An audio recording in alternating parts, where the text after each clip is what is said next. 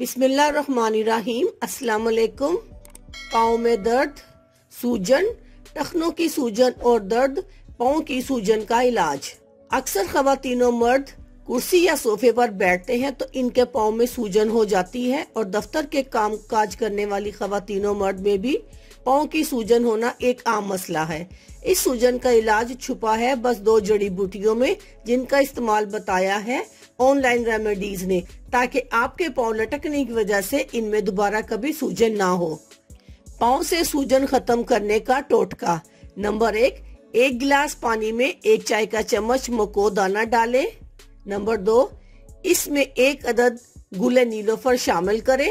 अब इस पानी को रात भर रखें और सुबह इसे छान कर निहार मुंह इस्तेमाल करें। सिर्फ इन 2 जड़ी बूटियों के इस्तेमाल से आपके पाँव की सूजन का मुकम्मल खात्मा हो जाएगा। इस अमल को तब तक जारी रखें जब तक पाँव में सूजन होना खत्म ना हो जाए। अल्लाह हाफिज। शुक्रिया।